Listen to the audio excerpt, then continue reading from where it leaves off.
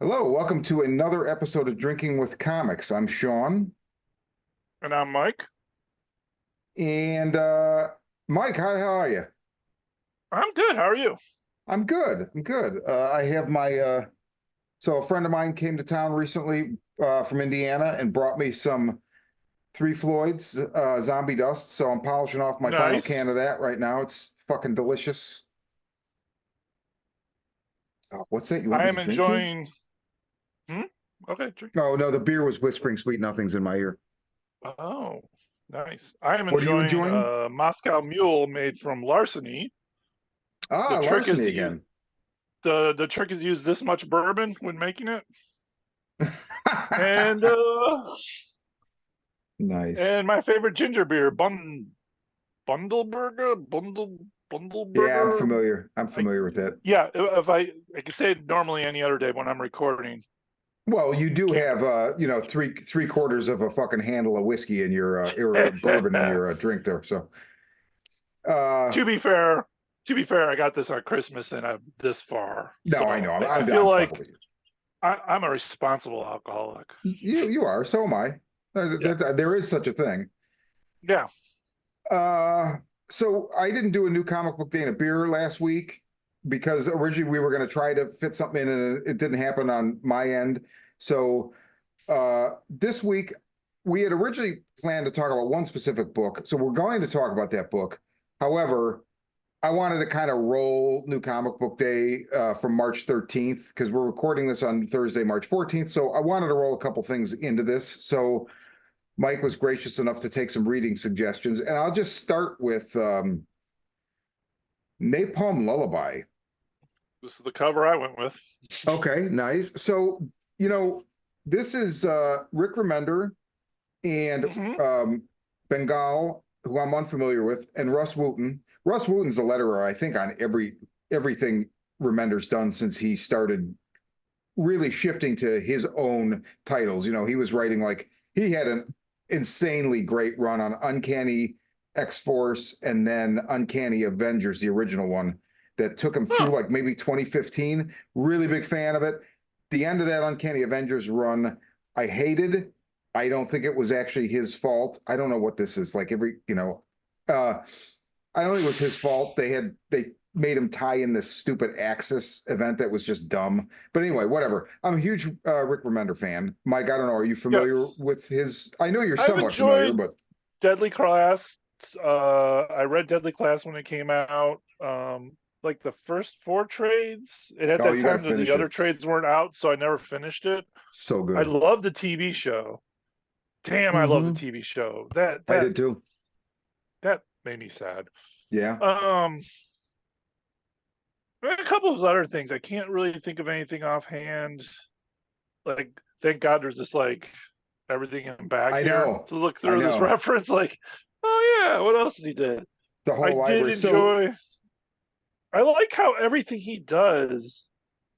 Fear Agent, Deadly Class, Low. Everything sounds like a good band name. yeah.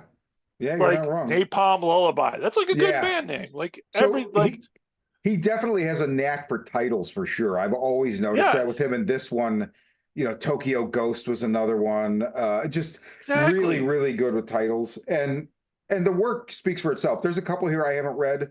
Um, but yeah, anyway, and his imprint under Image is Giant Generator, and he just really keeps them coming. Some of the titles are ongoing for years, some of them are finite series. So I hadn't read anything Yeah. he'd done new since A Righteous Thirst for Vengeance, which I loved.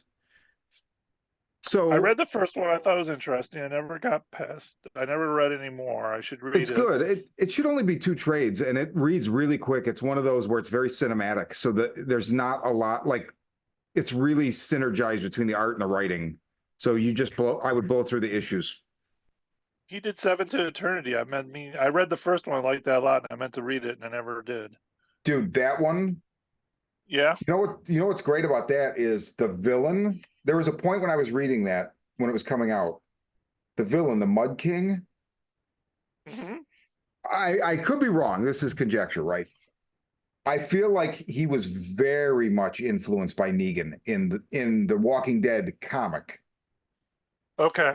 because there's that thing where it's like they come off as a villain initially, but then as you get into the story and you spend time with them and the other characters spend time with them, you see that it's shades of gray.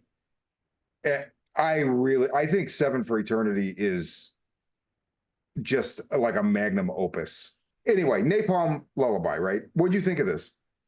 I thought it was okay. I didn't really I'm intrigued by it. I like the very weird religious, obviously there's some religious overtones to it. I'm intrigued by the whole like Clark Kent origin in the beginning, where this zealot family finds this alien kid. Mm-hmm. Got some Superman vibes off that, but I don't know who that kid is. Just that it was 50 years ago, and I thought it might have been the guy that they were focusing on, and then you find out it's not. And then there's two other characters that which were on the cover, which should have made more sense that they were the stars, but I kind of thought it was the other guy at first. Well, It's it's like, set up oh, like it's you follow him, yeah, right? Well, as soon as he yeah, jumps 50 exactly, years, you follow him, and you're hearing his thoughts. Well, yeah, actually, we don't know if we're hearing his thoughts now. In retrospect, I don't really feel like we can spoil this issue because it's a first issue, and it just sets a stage. And also, yeah, I don't know how you can spoil it when you're right. I don't really know the lay of the land. I yeah, liked that though. So I didn't dig the Clark Kent thing. I thought it like as soon as I realized, like, oh fuck, because I was afraid it was going to be, Mark Millar. Like I like some Mark Millar, but Mark yeah, Millar is really he a lot of times does things where it's a thinly veiled version of something we already know, but he does it in his extreme Millar version.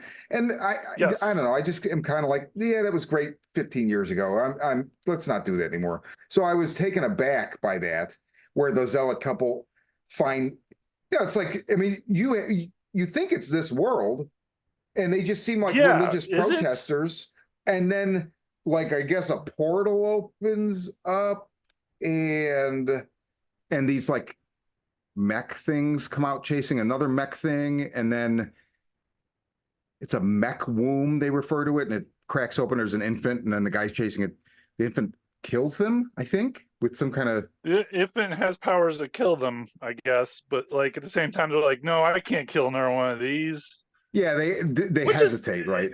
it's an interesting spin on the whole Clark Kent origin, It which I is. think's fun. Um, but yeah, I don't know what a Glorcore is, and it Well, so doesn't do a very good job explaining that to me then you in a world. realize that this isn't our world because these zealots, the back of the truck they drive off into the sunset with the infant is all about Glowcore is basically whatever their divine being that they're worshiping and they're protesting about. Then it jumps 50 years and you But follow this but it's a person. Ford. It is a four, yeah, right. Yeah, so I mean, like, or is it gourd when you move the, because it's an ord with a missing letter, so it must be Huh? gourd. That's the different world part. That could be. Yeah, But when it jumps 50 years, we follow somebody that's not human. I don't know what any of these people like species they would be. It's something new, right? So this is world building. I don't particularly like yeah, this character. I don't think you're supposed to. yeah. He's And just there. it it very quickly like starts to kind of like you like you said, I'm assuming this is our main character, and I wasn't exactly pleased about it, but I'm like, well, this is early. But then it becomes apparent that he's not. And then it's really like, then okay, then these two that are on the cover, but then it seems like they're not because of something that happens. And then it's like, Yeah, but I guess they are. So it's a first issue that sets up a lot, but answers absolutely no questions that it sets up, which and I doesn't even. Yeah, personally like. Like that's my kind of first book where it's like I don't want them to tell me everything right away. I want to learn as I go. which I'm okay with that, but I do need a little bit more. But that's just me because I like to read trades more than single issues. I can So see, so like you're now I'm used just to like, being, yeah. yeah. So I'm waiting for like, okay, well, where's chapter two? Oh, a month from now. I'm not going to remember what happened a month from now, It, but I it's will still a check it out. Yeah. it's a good book. Yeah, I did. I'm not. I'm kind of down on it, but I'm not that down on it. I actually do like it. I'm very curious where it's going to go. It's just the waiting part of, like I said, I like my instant gratification because my memory's bad these days. No, I get it. Mine So too. Mine too. yeah, I don't know. I don't know. Mine too. I don't know why. same here. It's a mystery. So that's Napalm Lullaby. From last week, I wanted to mention a couple things. So first, I didn't think I'd like this, and I wouldn't have bought it because I've just learned everything that Marvel does with Aliens or Predator. I just don't give a shit. I just don't care. Okay. Especially Alien. The first arc of the first Predator book was good, but I just ultimately opted not to keep it. The Alien, I just got really annoyed really fast because I'm like, oh, I don't know. I just don't like it. But so they had this What If Alien book. And also, you notice they swapped out. Now it's, even though it's Marvel, since Disney owns both Marvel and 20th Century Fox, you get the Marvel logo down here, but up here it's 20th Century Studios. And Yeah, they I noticed brought, that on all of their books that they've yeah, been doing. Yeah, and Planet of the Apes and all that. they brought in Adam Goldberg, famously, the Goldbergs, like he's involved in this. I don't know if he's Yeah, involved all in and all of those. isn't Paul? No, it's Well, the guy, so the actor who played that character, isn't it? Paul Reiser, yeah. Paul Reiser. Yeah, So I know very little about this other than I'm excited that they're doing what ifs for other things yeah, because that's a fun concept. You can't go it wrong is. with a what if. Well, you It's can, but theoretically you well, can't. theory you can, yes, but it's always an entertaining thought or a Yeah, it's just the premise. Like execution sometimes what can happened? be, Yeah, I mean, yeah, I've read bad what ifs, but it was always there was a reason why I read it because it was an interesting question of course. that made me go, what if? Or Uh, and the worst ones are when they're so freaking good you don't want them to stop and it's like, oh, it's over. well, I feel like now Marvel has grasped that bull by the horns because there's so many variations of every character and whatnot. So, like Yeah, at this point, I feel like if there is a successful what if, they just somehow canonize it. yeah. Spider Gwen is the perfect example, right? So, uh, Female Thor was another one that they did yeah, that was a exactly, what if exactly. originally. But But yeah, this was interesting to me. My a most horrible library co-host Chris Saunders pointed this out to me. Otherwise, I would never have even noticed it or picked it up.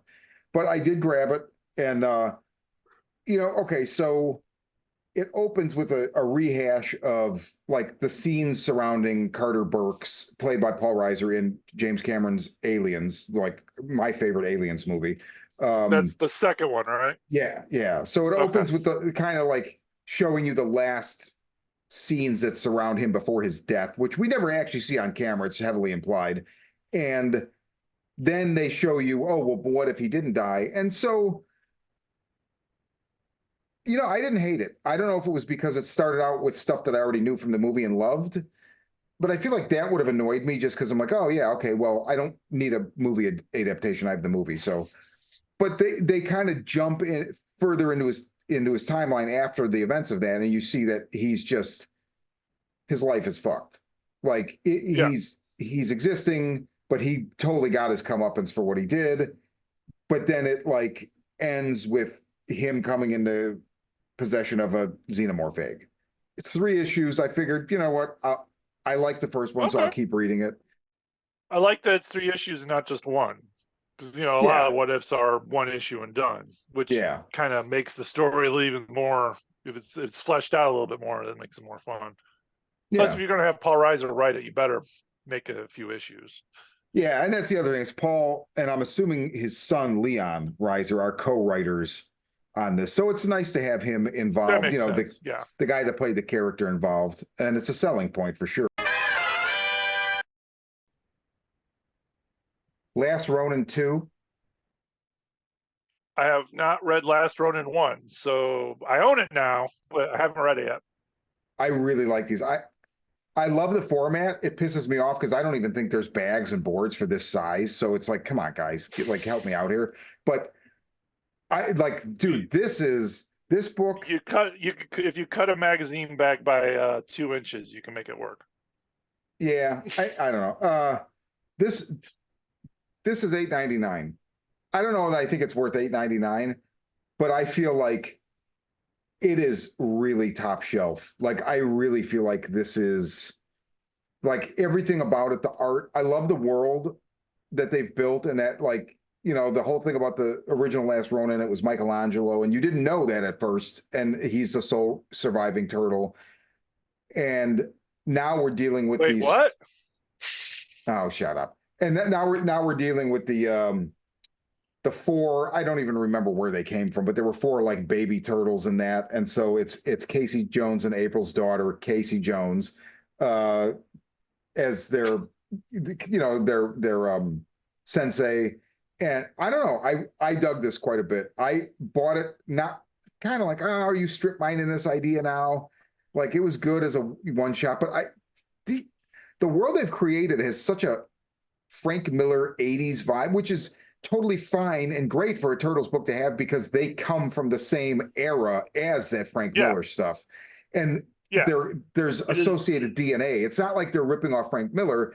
It's they were influenced by him, but also, because he did like the hand in Daredevil, and then they had the foot, right? Which was a Yeah, direct, allusion they to were that. But very all inspired by the Frank Miller run of Daredevil. Yeah, but also Yeah, all of those guys, Frank Miller and Eastman Laird, were inspired by New York in the 80s, by the socio-political and musical and cinematic shit going on in the 80s. And so this just feels like an extension of that. So there's a nostalgia for me in that, like, oh, I don't see comics like this anymore. And I know Frank Miller did Ronin II recently, and I was tempted to read it because I love Ronin, but I fucking hate Frank Miller. He's a dildo. So I just didn't want to give him my money.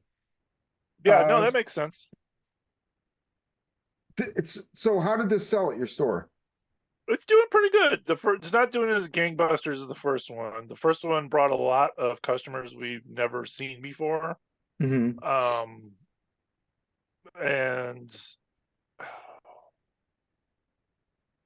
uh, but yeah, it's doing pretty good.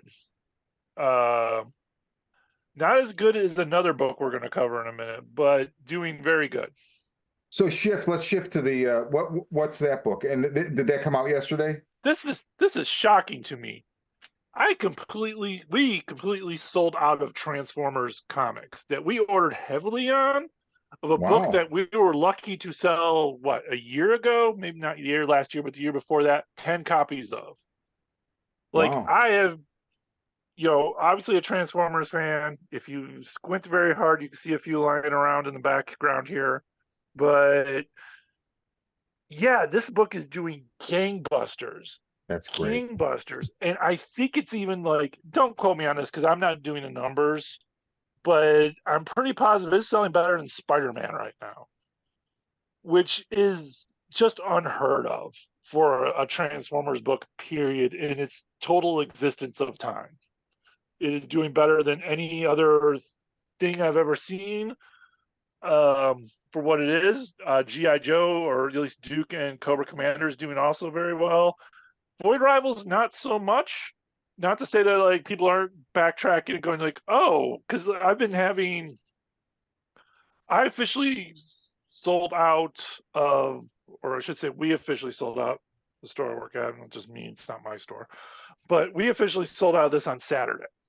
Okay. I had 3 other people come in after I sold the last copies looking for it, which Wow. is weird, especially 6 months after it came out. They're just looking for whatever, they just heard it was good. It's got good word of mouth. It's not like these issues are going up in value. They're just, people are clamoring for it because there's a lot of, it's a good story and it's a fun story. It's what they want to know more about. Interesting Transformer story, I guess. Uh, Picking up did you better than previous ones. did you read the issue? Yes, I am caught up on it. What'd you I, think? I enjoyed it. Um, always like the artwork. I have 2 complaints about this whole series, and they're not bad complaints, but it's the first one is the honest like 2-page spread or 1-page spread of them doing a power bomb.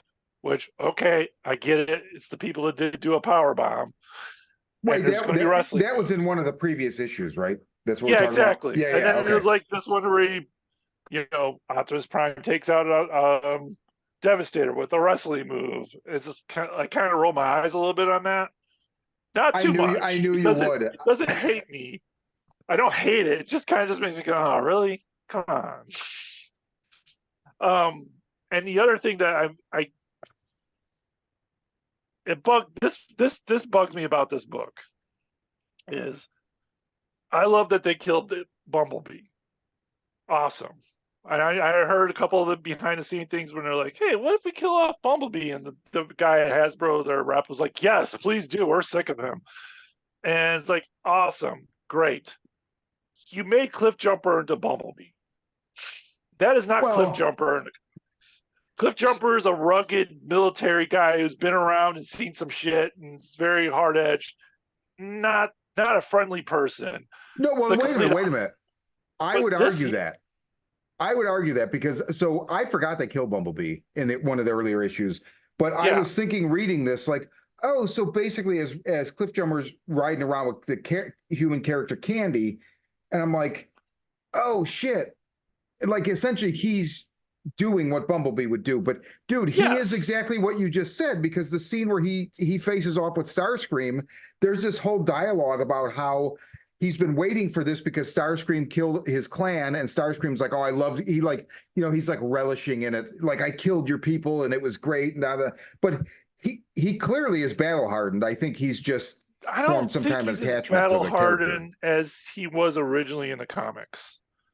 He was always, or the original cartoon, or the original version of him was very much um,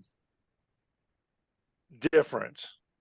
Okay, I Very don't different than remember him Bumblebee. at He wasn't all. a character. I know he's not a very big character. He was just always there, like, hey, I got the big gun. Sometimes he's like the little guy with the big gun type of character. Okay, okay. Where this, he's just Bumblebee. I can't look past it. It's just Bumblebee. He's he doesn't have the heart to shoot somebody where the other one wouldn't That waste a surprised second me. to kill him. Yeah, it wouldn't. The original Cliff Jumper wouldn't take a second to polish off Starscream. He's tried a million times before. He was like the one that would always. And I could be remembering this wrong, but in the cartoon, he was the one that always got into trouble because he was trying to stop. He was the one going in gun ho. It was like Okay. him and Ironhide were the gun ho guys. Oh, And I'm this is impressed. I don't remember he's that one. yeah, I barely remember it too. So like if I rewatch it and go like I'm wrong, I'm wrong. Comment But below. you, Um, you know what I love though? So I got this reminded me in a way of Grant Morrison's new X-Men. And I'll tell you why. yes, Because that was the first time I feel like anybody ever actually used Magneto the way that everybody always like Magneto's such a badass. I'm like, he doesn't ever fucking do anything. Grant Morrison's like, no, we're gonna make him like, a badass. And so yeah, Devastator, dude, Devastator fucking like almost kills Optimus Prime. I mean, he's enormous. yeah. He is violent as fuck. Like this scene where he just picks Prime up by the leg and like is fucking throwing him around, bashing him in and shit. I was like, I've been waiting my whole life for this. Devastator, especially in the cartoon or whatever, it's like you get the big combine and form, whatever, and then like 3 seconds later, somebody's laser gun knocks them all apart, and that's it, right? There's never Yeah, it never scales up the danger. But this, I was like, holy shit, dude, he tears well, he almost kills Ratchet. I guess the door closing is what does his he leg took in. off his leg. Yeah, But then he let did me some damage. Yeah, let me ask you this. I don't understand the shit where so I'm looking at this. There's a whole thing where Prime's laying destroyed on the table, like in the original cartoon movie. He pulls out the Matrix. One of you has to take this. And I'm like, oh, are they gonna give it to RC or like where? And then what it's like uh what's his nuts? Spark was it Sparky? Sparky, which is I guess Sparky, Spike's Sparkplug, I dad. think his name. Spark, Uh, Sparky. Get it, Sparky. no, he That walks. also kind of rolled. He's the spark that brought him back to Oh, that's life. oh, Exactly. I don't think that's why they named him No, that. I But think that's what they did. Yeah. I don't understand the whole thing where like I if Prime is dying and somebody has to take the Matrix and he's he tries to hand it to them and they let it fall and then Sparky, this human, walks into it, and then Prime is rejuvenated. Yeah, he None of that, sacrifices himself. but that doesn't make any sense. Like I said, his name's Sparky. Come on, Yeah, I don't know. spark of Anyway, life. whatever. It's fine. That's I'm nitpicking. Just maybe they'll explain that. Maybe they won't. Whatever. It seemed like because I thought, is he going to take the Matrix and become some human robot hybrid or something? But no, he just walks into it and then it somehow heals So Prime. in past, everyone who was one with the Matrix, like Prime, Rodimus Prime, the previous 13 primes before him, would like the little shiver of their consciousness would be inside the Matrix. So it'd be kind of like a part of, it when like if Rodimus Prime, as we all know, is the one who follows Optimus Prime, needed some help. In theory, Optimus Prime would like force ghost him with some advice. Right, right. Uh, I wonder if Sparkplug, which is Yeah. his name, would be that advice that comes to Optimus Prime in the future? Question I mean, mark. we'll Which definitely would see make an sense to element. me. We'll see Yeah, an element of his consciousness in there, and maybe that'll help guide Prime with humans interactions. But it's hopefully. still, I just Yeah, don't understand it at all. But that's yeah. fine. I mean, again, it's just a small thing. It's not even a complaint. I just didn't. I literally was like, I don't get this. Maybe somebody else does. But That was the dude, only thing I could think of. So I mean, there's a few things that like I can nitpick about this series, but overall, I'm enjoying it as the weird Gonzo ride that it is. I don't know if Gonzo's the right word, but the I the know what the you mad mean. ride I am watching. It's very Um, kinetic. The paneling and the layouts and stuff is yes, just fucking nuts. And like, I messaged you this earlier. Starscream throwing up the fucking devil horns while Devastator's destroying shit. I just thought that was so fucking awesome. there's a line where like, you killed my dad. Wait, what's a dad? Yeah, I love that line. Like, yeah, what's a Starscream. father? It's a very like, yeah. Starscream's really rocking in this. I'm enjoying the hell out of it. He's doing what he does best. And I can't wait for Yes. Megatron to return just to be like out. Well, and it might be a But while too, because I read a hopefully, solicitation for one of the ones coming up, and I guess it's going to be a power struggle between Starscream and Soundwave for which makes command. sense. So yeah, Yeah, and but it's also interesting because it was always like I feel like Shockwave was always the one that was like kind of sneaky about wanting to take over. And in like the uh, original Marvel comic and the cartoon, I the feel Marvel like maybe that comic he was. well he In the was, but he TV did it in show, a he was very very loyal. Yeah, he did it in a sneaky way because remember in the comic he involved Ratbat, who was like a yeah. fucking Decepticon accountant basically. But then Ratbat had like an agenda as far as taking over, which I always kind of liked because like who the fuck would think to make Ratbat like a character anybody gives a shit about or have like any Yeah, kind of a you know Bob the Budiansky. cassette and one of the little henchmen for Soundwave has like delusions of grandeur. I Yeah, like that, exactly. I do and too. he just turns into a bat. God, I really like this book a lot. I'm Yeah, I'm enjoying the hell out of it. Like you said, nitpicking parts of just like, oh, so yay, we got rid of the Bumblebee character. Boo, there's still a Bumblebee character, yeah. Well, I mean, and the we'll slight see. wrestling things, and yeah, Sparky being the spark, which is in Transformers lore is like the all spark. The Yeah, yeah. so which I realize you don't really keep up with is like there's this thing like since Beast Wars, a spark is basically the name of their soul. Okay. Well, I feel like So that's him, yeah, given, but it wasn't a thing till a couple of 25 years ago, more than 30 years well, ago. no, Wasn't in there the was original it, cartoon or comic. it was in the comic. I don't know that they explicitly stated it was a soul, but in 17 and 18 of the original Marvel comic, the smelting pool, where they went back to Cybertron, and it was the introduction of Blaster and Lord Straxus, who, like, I really need somebody to make a Lord Straxus and a smelting pool thing so I can buy that and have that. But there was There's a Spark, Straxus figure. there was Sparkless bots, and they made figures. So I have a Sparkless Autobot, and there was a Sparkless Jet too. I didn't get Okay. that one, I think. But I don't know they explicitly said that, but I remember in that comic they explained something about how the spark had been extinguished in them, and so they were whatever. But my interpretation from that point on was it was their soul. Yeah, it was more heavily in Beast Wars that they Okay. refer to them as sparks. Did you anything else from New Comic Book Day yesterday that you read or were interested in and excited about? I'm excited about Ghost Rider, but I didn't have time to read it. But as you know, I'm always excited about Ghost Rider, so that's not a fair assessment. I did buy there's a fancy foil cover for the new issue. I highly recommend. It's fucking beautiful as shit. I'm gonna Dude, hang it on our I'm wall. sorry. It's not. As soon as they started bringing that foil shit back, like a couple of years ago, I was like, "Fuck you." It's not the fucking '90s. Don't. I don't go for that shit. Oh, Foil, they need the money. hologram, foil, die cut. Like, fuck that shit. Yeah, I'm sorry. Oh, I'm just. I get it. There's a few that I like that I want just to hang on a wall because they look kind of neat Yeah, on I a can wall. see that. Yeah, that's all. Um, and that was literally like when I looked around, like I didn't even know it was coming. I saw it on the like out of the box, and I was like, oh shit, I'm buying that. Just throw it, give that to me. I'm buying that. I bought a frame for it already. Wow. That's it. You know, it was one of those things like take my money.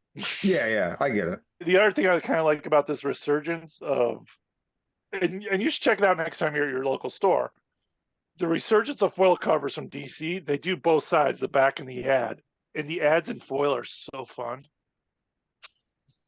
Oh Like no, I don't know. looking Nothing at a about this foil, is. oh, I love it. I want it. I want to like, I want to buy all these old ones and hang them up with just the ads on the back. The like, you know, the old get a 100-piece Civil War set for like $2.99, done in foil. Just I love it. Um, It's such a comic book nerdy thing. Like you know, like the Flex Mentello, oh, you kick sand on my face ad, yeah, yeah, or right.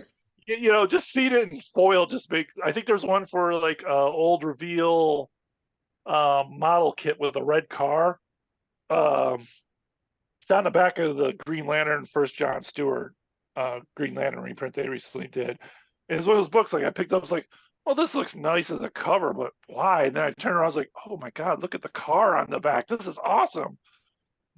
Oh my It's God. such a niche thing that I like. Yeah, no, that's cool. That's cool. uh, the reprint Lobo has like the Tron video game ad in foil. Looks amazing, So weird. but it's so bizarre. It's so weird, but it's like you know they because they didn't show the pictures, they drew it back then Right. because they didn't have the photographic ability to like print them like they do now. And just watching that like classic art on the back of a comic book done in foil, like updated and clean and nice looking, it's just so I get a little nostalgic for it because it's just so comic booky and fun. Understandable. But that's a weird tyrant I went on. But go on, yeah, it's dumb. No, I was gonna. So I wanted to know because I read Benjamin Piercy's Ghost Rider when it relaunched like 2 years ago or whatever it was. I read the whole series and then it ended. I felt like, so first of all, it was a weird series for me. Anyone that watches the show, uh, knows I would cover it briefly each issue as it came out and just a new comic book day and a beer and like I didn't love it right away. Then there was the second or third issue was like fucking very Clive Barker, and I was like, oh my god, this is great. And then it was like, so there were these tentpole issues for me where it would be great and very horror oriented, a lot of Clive Barker vibes, Yes. and then that would keep me going for a couple issues. And as my interest would wane, there'd be another one, right? So that got me through the entire 21 issues or whatever it was, and then it like ended abruptly and with this dumb Cult of Mephisto storyline that I didn't even really feel like they wrapped up. And then it's like, oh, Ghost Rider will restart from Benjamin Piercy in March with a new #1 and a new character who's going to be Ghost Rider. Who is it? Read it to find out. And I'm like, Yeah. are you fucking kidding me right now? So I'm like as uninterested as possible. But what? So who?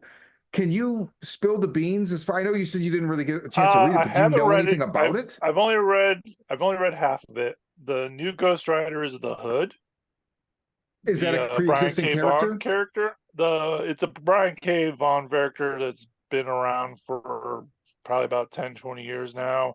He has like a magical hood. Um, Is this a I think Marvel his name. character? Yeah, he's a Marvel character.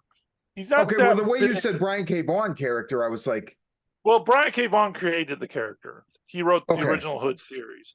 okay, Um, and he's just like a schlup character, kind of like I think his name's even like something Parker, or no, it's like his first name's Parker, his last name's like Peterson or something like that. It's I don't remember much about him, or I like the original series when it came out. And he comes across he's like a 2-bit hood that has this comes across a magic demon hood that grants him some powers. okay, So and then he kind of ride and I don't keep up with him because it wasn't written by Brian K. Vaughan. I didn't really care that much because I'm not that big a Marvel guy. But he's one of those characters that kind of like at one point in time he was Kingpin. okay, So he's one of those like hoodie characters. okay. It, and that's it. He just has a magical hood. He wears normal street clothes underneath. It's nothing. It's not like a fabulous like Spawn costume or anything like that. So at the end of this, cut a couple of pages ahead, he becomes the hood. I don't know anything else other than that. I'm halfway through the book. Uh, just got busy basically So doing this to stop reading it. wait, But but is it? You said at the end of the book he becomes the Hood. You're talking. You're not talking about. You're talking about in the original so series, it right? looks So like from what I'm reading, Ghost Rider, who's possessed, Xanathos is the yeah, spirit of yeah. Ghost Rider, the demon that possesses Johnny Blaze. He basically leaves Johnny Blaze in the middle of a fight that they were going to do because Johnny Blaze is getting too much control or something like that. Then the book goes from the Ghost Rider spirit jumping to person until he finds a better person, which I think that better person is the Hood. I'm assuming. I haven't gotten to that part. I just Right, know it's right. the Hood is the Okay, one who gets it. And I'm assuming the series is evolving around Johnny Blaze having to get the spirit back to from him. But yeah. the Man. which back to like you like these like horror Clive Barkery things. When I see Ghost Rider, I like the stupid dumbass like, hey look, Ghost Rider's got a flaming chainsaw and he's whipping it on a chain around Oh, his head. I like that I too. love that shit. I like Um, that too. or I or Ghost Rider possesses a giant Earth mover like in the second movie, but taking different cars and they turn those cars into like Ghost Rider vehicles. In this, he jumps into a Boeing 77 and turns it into a Ghost Rider Boeing 77, oh man, I made the which right I choice not picking love. this It's up. just I would have it's just fucking tore. I would have tore it's that in just half. one panel. It's just one panel, but I Ugh. fucking love it. Like it's just that he's my guilty pleasure character. No, I I don't get it. I expect get, I don't but expect to read a good Ghost Rider story, but when I do, I get excited. I mean, I was familiar with the character in the original comic as a kid, but I didn't really have, I think I had one or two that like some cousins gave me when I was real young, but I had no consistency with it. But in the early 90s when they launched, the one where it was Danny Ketch, I Yes. loved that book. Mark Texeira was the artist. I forget who actually wrote it, but I really liked that book, and I read, and it was very 90s. So like he's always fighting fucking ninjas, and there was a character Blackout that then Yeah. tore out Danny Ketch's throat, so he couldn't turn back into Danny Ketch. And I really, I don't. A lot of that hasn't necessarily aged well, but I still like it for what it was.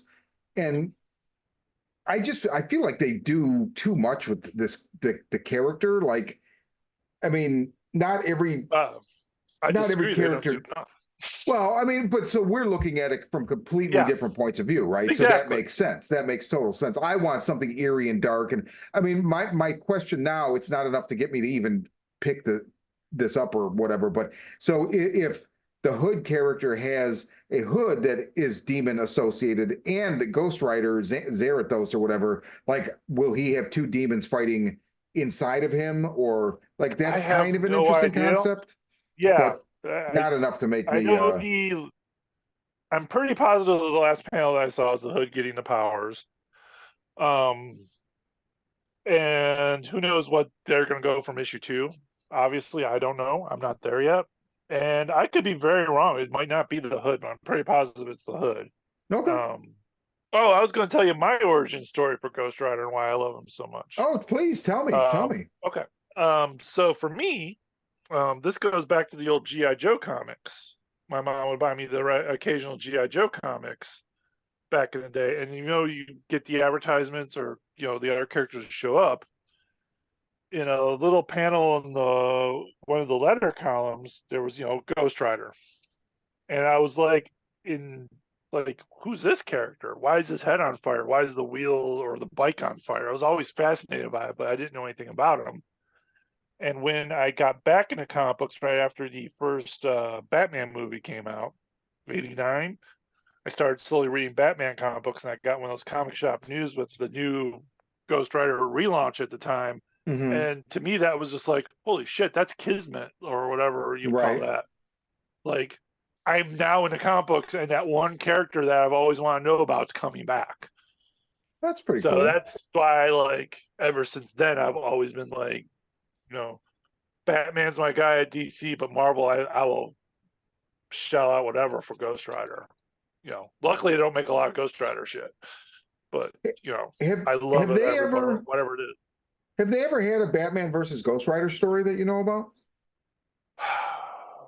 There was a not an official story that I no, there wasn't an official story, but there was one. See, this is how much of a diehard fan I am. There was one Wizard Comics cover where it was Spawn, Ghost Rider, and Batman on the same cover. Oh wow. Yeah, that's weirdly how obsessed I am with it. Of course, that never happened story wise, but that would have been kind of neat. Well, two I of don't, those I three don't, characters have had good stories written. yeah, So speaking of Batman, I like that we're like going right from your favorite Marvel character, your favorite DC yes, character. So this is the one Mike and I wanted to talk about a week or two ago, and it didn't end up happening. And this is something that Ryan at Rick's Comic City mentioned to me, and I went home with it, and I really ooh, you fucking got the liked it. good cover. That's a great cover. It is. So this is Batman First Night. And dude, this is really cool. Like takes place in 1939, like the year that Bob Kane invented Batman, right? And written by Yeah, Dan Jurgens, art and cover by Mike Perkins, colors by Mike Spicer, letters by Simon Boland.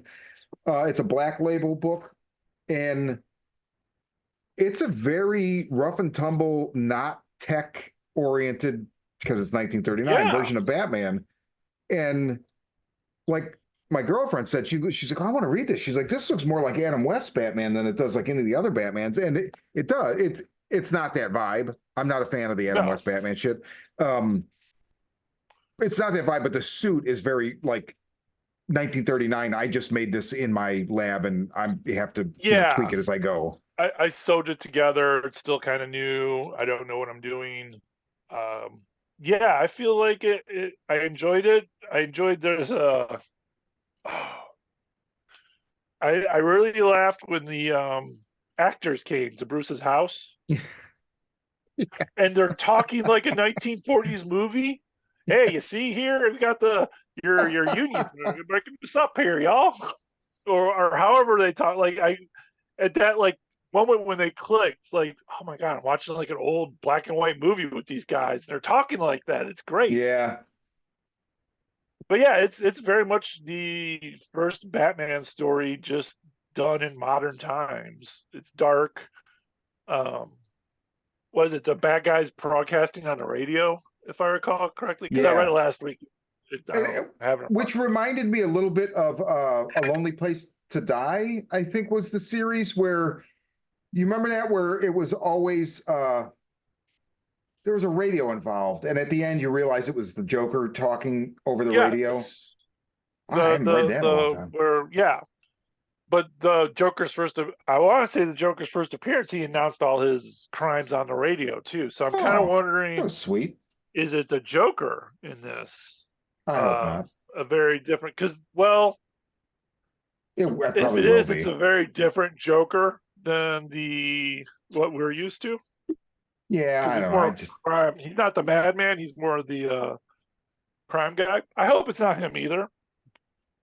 but I just want to throw it out there in the world. Like it might be the Joker because he uses the radio. It might be. That's a pretty good, and I feel like, so here's the thing.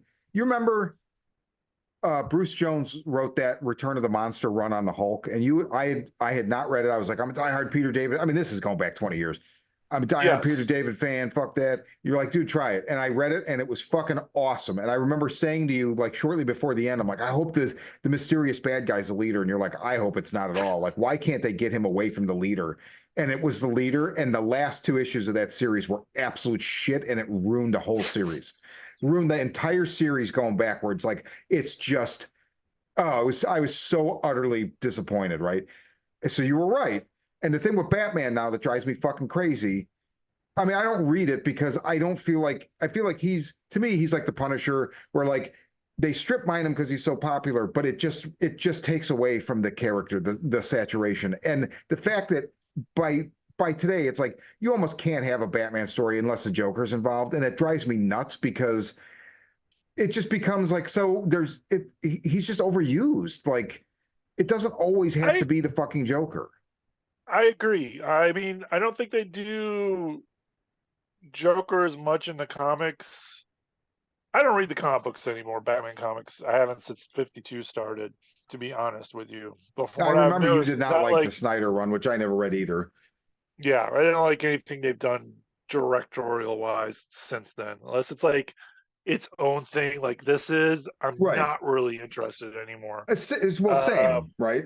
yeah, but I feel like as a guy who kind of like peeks his nose in there every once in a while and reads a few panels to see if I could jump in on it, that Joker's not the big villain anymore, but sometimes they're I feel like they're trying to create the next villain now. Well, Like everything's like this new villain because we want to get this new villain in a movie. didn't Um Tinian invent that one like punchline that became super popular? So then I remember after that there were like there was another one that was like laugh track and this and that, and it's like okay, like it reminds me of Marvel where it's like Spider Gwen's popular. How about Gwenpool? How about Gwenom? How about Captain Gwen America? It's like just fucking it worked once. There's no need to fucking do this. Just take it the fuck yeah. easy. What if we made every X-Men a Gwen? That'd be fucking great. The Krakoa era is ending. They're going to live on Gwen's chest. That's what's going to happen. They're going to shrink and live in her bra, in her cleavage. I mean, So I see you read the next Marvel previews. but they're both guilty as fuck of just strip mining this shit, and so that's why this is refreshing because it's not that. Yeah, if something takes off, they know and they go for it. I like that this doesn't have the crazy villains, and I love crazy villains. Like the thing I love about Batman is there's these, like the Riddler. I'm gonna make a riddle, and you're going to have to figure it out. Whoop, whoop, whoop, try to catch me, Right. or Mr. Freeze, or just like people in weird costumes. It's great. It's what makes it fun to me. Dude, Professor fucking Pig, man. Professor Pig. He's the best. He is. Weird, sexy disco shit while he's fucking gluing doll faces to people's head. Oh, I fucking goddamn love that character. And they're having fun with it. I don't like when they have to make a character darker, like the Riddler in the last Batman movie. Like I didn't particularly care for that Riddler very much. He's not the Riddler. I want the Riddler to be like, aha, I'm beating you because I'm smarter than you, but I'm not. Not, oh, I'm on a conspiracy. I'm dark and I wear sex masks. It's not Uh, it's not the same. I But didn't mind the Riddler stuff in that movie. I just like oh, that I movie thought the just movie went was off. It fine. went off and had like a second movie shoved into it. So at one point I was like, wait, when they got done with the John Turturro shit as Falcone, I had literally forgotten about the Riddler. So when they switched back, I was like, oh wait, what? I Yeah. was I didn't hate it, but I don't I it's not something I'd ever watch again. I don't know. It was one of those movies like saying I've watched it 1.5 times. I just can't bring my back like to finish it. But it's not to me. It's like okay, I get like why you're doing these darker reboots, but I don't need a darker reboot of a character that shouldn't be dark. Yeah, but Because there's a everything place for like the Riddler. Yeah, I know that's how Hollywood goes. Well, and but just the also, world admittedly, a knows. guy running around in green pajamas with question marks on it, like you. So here, look, what you've read Dark Knight, Dark City, right? Yes, that's the one So where the Barbados demon shows up. that's to Yeah, me, that handles the Riddler the best because they didn't need to change him. I think that might have been the first Riddler book I read because that was way, way back in the day. Yeah, exactly. And once again, I'm not a big Riddler fan. I'm using him because I didn't want to use the Joker, I guess per se. But there is a certain charm to the flamboyancy of a villain versus the I'm a dark, gritty villain. Yeah, agree. Well, and that's why Dark Knight, Dark City, he still has a Yeah, flamboyant element, but yeah, it's dark as fuck. Like yeah. the shit he orchestrates in that, like when the infant's choking and Batman has to give it a tracheectomy, cut its throat in order to allow it to breathe, and then later you find out that was part of a fucking black magic ritual to cut an infant's throat, and he had to figure out how can I get bats to do that? He'd never do. Oh well, here you like. So that was the perfect amount of grit without sacrificing the flamboyant, and also the flamboyant shit was it wasn't cartoony, right? Yeah, I don't know. It just that works so well. So yeah, I agree that they don't need to make him this angsty incel that's like, I mean, I I, did like in the movie going back to like this weird what were we originally talking about? But I like about the movie that the fact that Batman thinks he knows, like, oh shit, the Riddler knows I'm Batman. He knows Bruce Wayne's Batman, and then it turns out he doesn't know. It's like a oh, that's right. completely That's right. yeah. I did enjoy the hell out of that. Like it's him being the detective. There's a lot about that movie that I like. Other than the 3 hours, and I just don't have 3 hours to commit to go watch that movie again. And it's got one of the Yeah. best Batmobiles I've ever seen.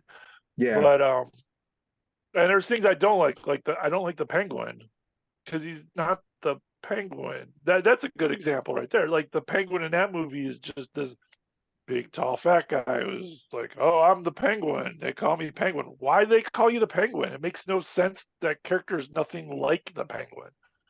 Where Yeah. in the comic books, it's like you're a short little dude who looks like a penguin and carries around an umbrella. We're making fun of you. Oh, cool. I'm going to own that name and make it my own, Right. which is what he does in the comic book. So, like, I think that's a good example where, like, I don't like that kind of storytelling with Batman, but I like that in this, everyone's just dark characters that we've never seen before, or they're just it's gritty gangster stuff, That's which is it's fun to street watch level. Batman.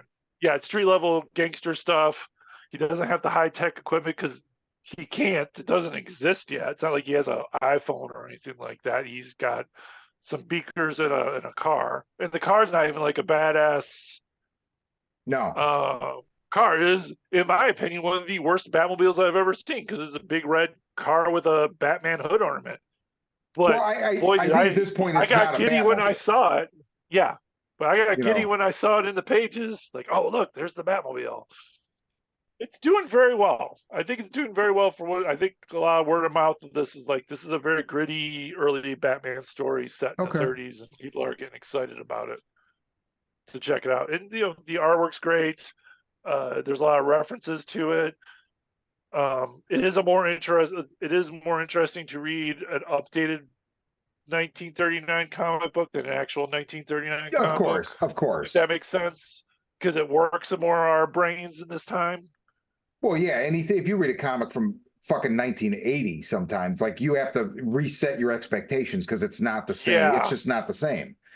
And especially from that era, they would be, to me, they'd be unreadable. Like even the 60s. I mean, like I got like the X-Men on Kindle like years ago. They had like, they have those like Marvel Masterworks. I got like the original, however, 2 years or 3 years of the original X-Men. So they're unreadable. It's like I know all this shit oh, already, but it's I written got in the parlance of our times.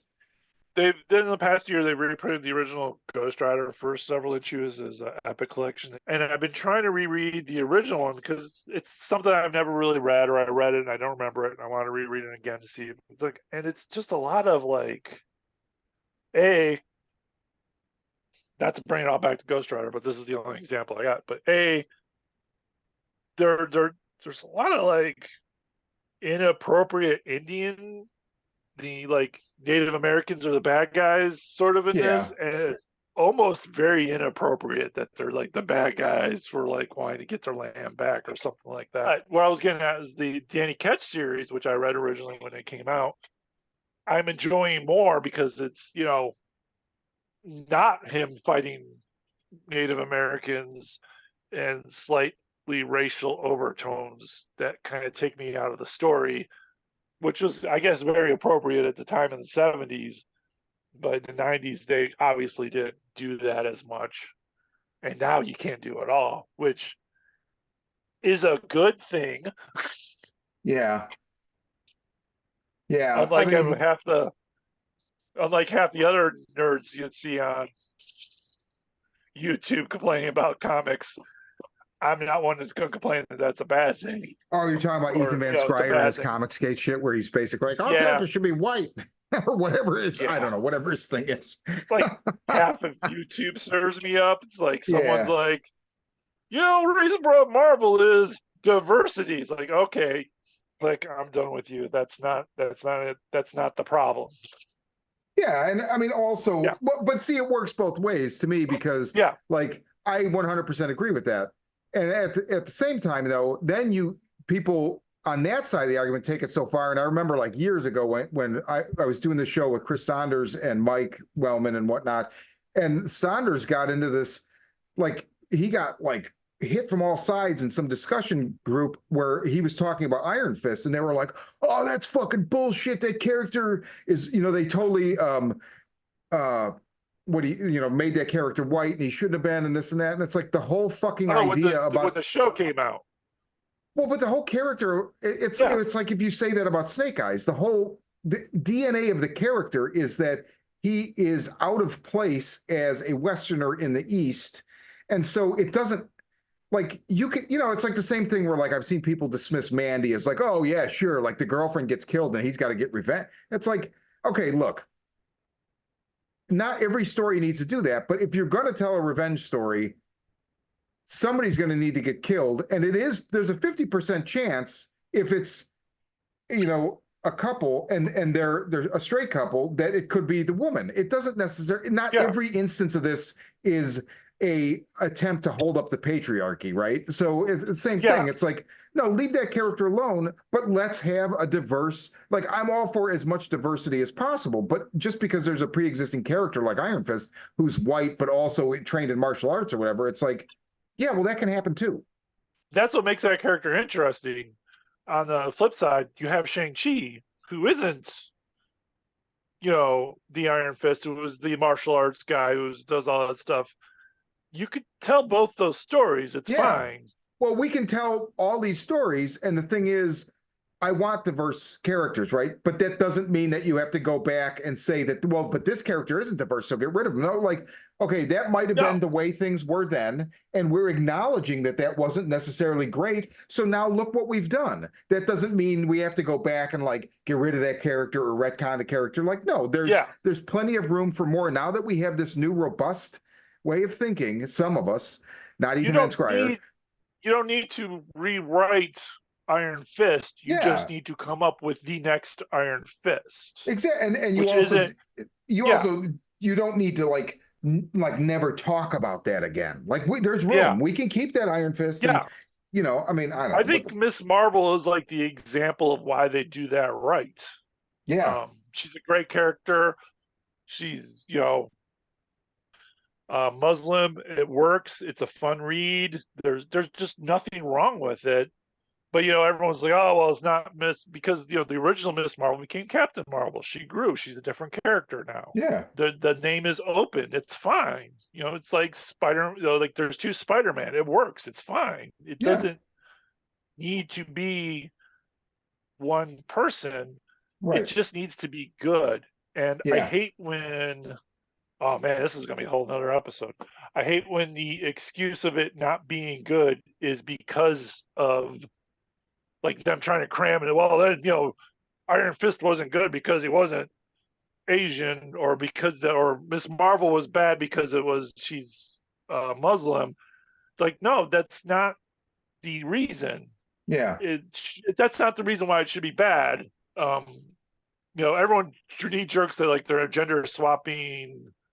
I saw today, like new season 2 of the new X-Men cartoon. There was some rumor that they're going to gender swap Wolverine, and they're all upset about the directors getting canned or some bullshit like that. I don't know the whole deal because once I hear someone complaining about gender swapping, I stop watching the video Mm-hmm. because I know that's you're using the key word that like isn't the conversation. It's just the Yeah. default. Yeah. Yeah. And that's not, you're not addressing the problem, you're addressing the default problem, which isn't the problem. The problem is the creative side. It's not because they made, you made X character gay, black, or whatever. Um, I've read many great stories with gay characters in it, and it doesn't affect it in any way as long as the story's good.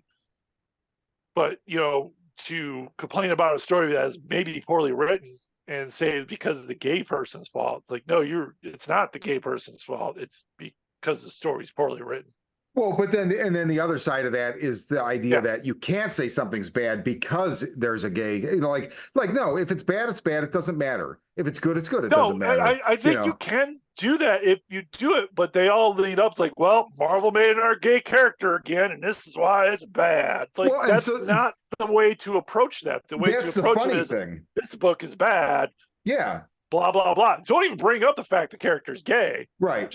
You could just talk about how bad the book is. That's the fun. Well, And I'm not saying necessarily that would be even brought up, but no, so Marvel has had gay characters since I started reading comics because North Star was in an Alpha Flight, right? So Marvel's inclusion to me, its diversity was always there. Whereas with DC, I see a lot of what I consider disingenuous, where I remember a couple years ago where like I think it was Dan Didio was their editor in chief or whatever, and he made some comment about like Harley Quinn and Poison Ivy, like they're gonna eat each other's boxes or whatever, like to like promote this. And it's just like you clearly are a middle-aged white man that has no fucking clue what diversity or inclusion has at all. Like now he's the one focusing. That should never be the focus, right? Like what you're saying. yeah.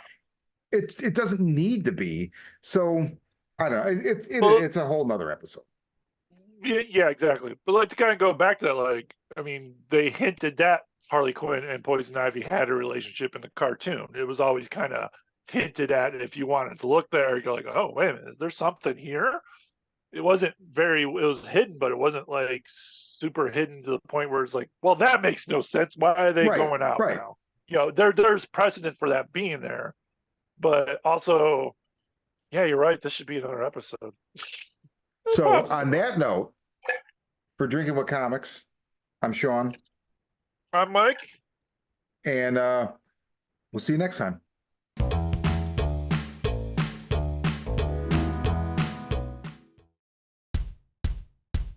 Hi, I'm Shawn.